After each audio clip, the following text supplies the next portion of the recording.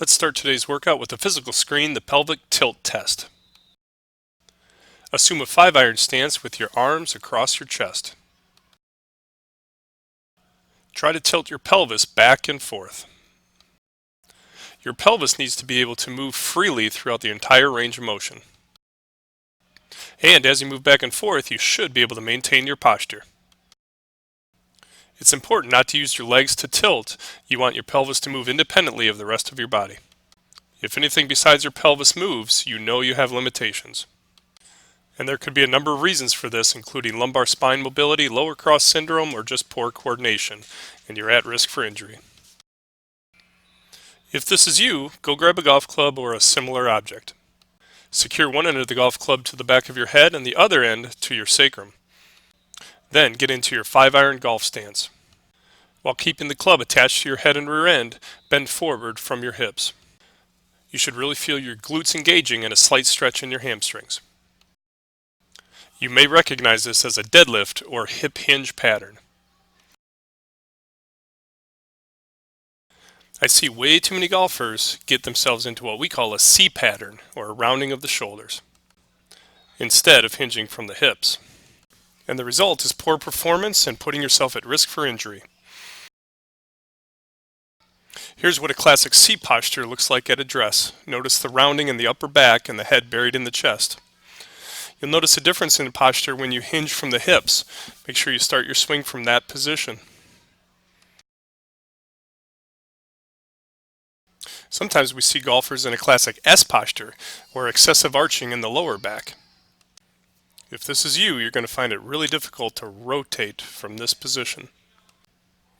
Use a pelvic tilt to achieve a neutral spine position from S pattern. We can also work on our pelvic tilts by grabbing onto a stable object for support. Tilt those hips back and forth and work up to a full range of motion. Again, try not to move your head or your knees while performing pelvic tilts. For this workout, perform 2 sets of 10 pelvic tilts. Cats and dogs is another great exercise for improving your pelvic tilt range of motion. Get on all fours and tilt your hips forward while sinking your lower back. Then pull your belly button up towards your spine and arch your upper back. Slowly increase your range of motion as you get warmed up. Let's do 2 sets of 10 cats and dogs. Now let's work on our torso rotation. Place a medicine ball or a mid-sized ball between your legs. Keeping your lower body stable, slowly rotate back and through. Try to rotate far enough so that each shoulder reaches your midline.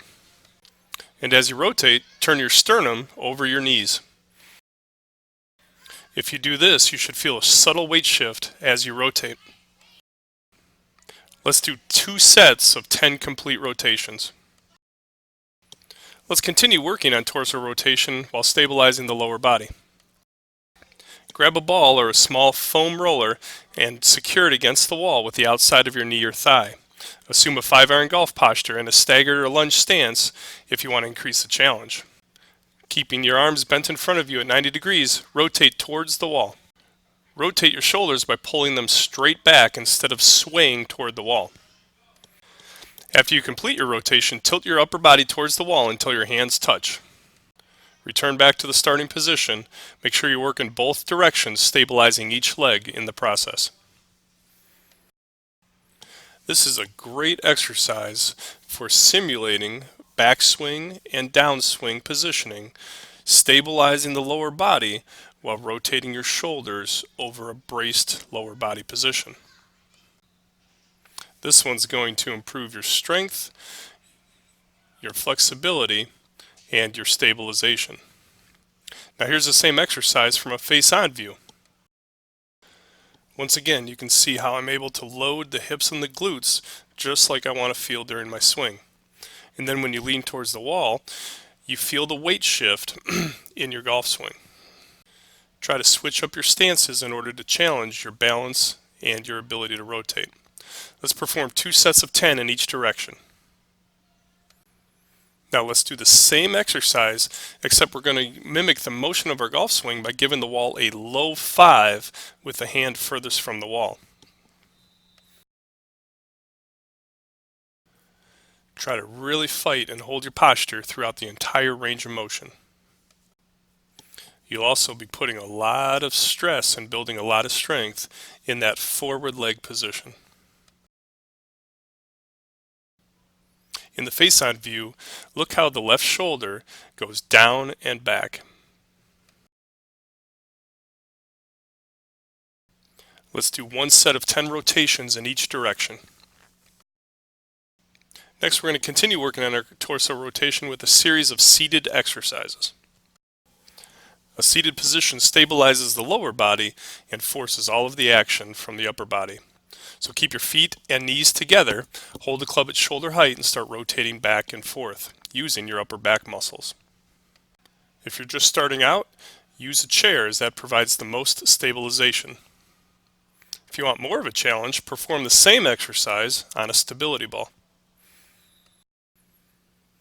It takes a fair amount of strength in the lower body to hold yourself stable as your upper body's going back and forth. Then if you want to add a strength element to this, grab some resistance bands to increase your power output. Let's do 2 sets of 10 seated twists in each direction.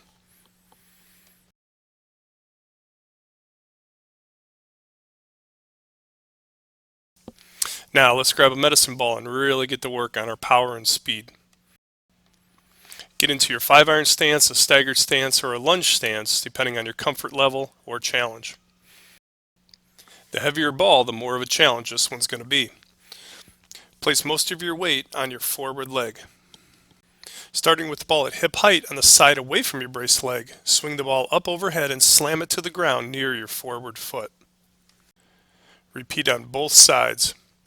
This one's a great exercise for generating power as well as working on your lower body stability. Let's do 3 sets of 10 ball slams on each side. Now let's get into that same staggered stance position as we mimic a swinging motion by throwing a weighted ball towards a wall. Notice how stable that back leg is while I load up into a backswing, then step and throw the ball toward the wall. This is also a great drill for sequencing the swing, in other words, moving the lower body before the upper body. Make sure you rotate completely towards the target. Think of turning your belly button towards the wall on your follow-through. Allow your weight to shift completely towards your front foot on the follow-through and don't hold anything back. Now let's flip it over and work on the other side as well. Make sure that each and every throw gets harder and harder. We really want to start building our speed and power output using this drill. Let's do 3 sets of 10 throws in each direction.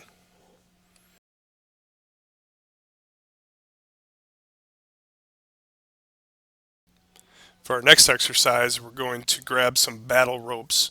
This one's going to challenge our core stability as well as our stamina. Assume your 5-iron stance and start swinging the rope side to side as quickly as you can. Don't swing your hands further than shoulder width. You have to really tighten up your core if you want to go fast. Also notice how I'm subtly shifting my weight back and forth as quickly as I can from the inside of my feet. 3 sets of these battle rope swings at 20 seconds each is really going to improve your core strength. Our final exercise is a backswing loading drill. Grab a golf club or a speed stick. Start with your feet together and point the club at your target. Initiate the movement by stepping back as you swing the club back as well. Go ahead and pause at the top of the backswing. Your shoulders should be fully turned and most of your weight should be on your back leg. You want to avoid a reverse weight shift, which is where your upper body leans toward the target, or a collapse in your lower body stability. Let's complete our workout with 2 sets of 10 backswings.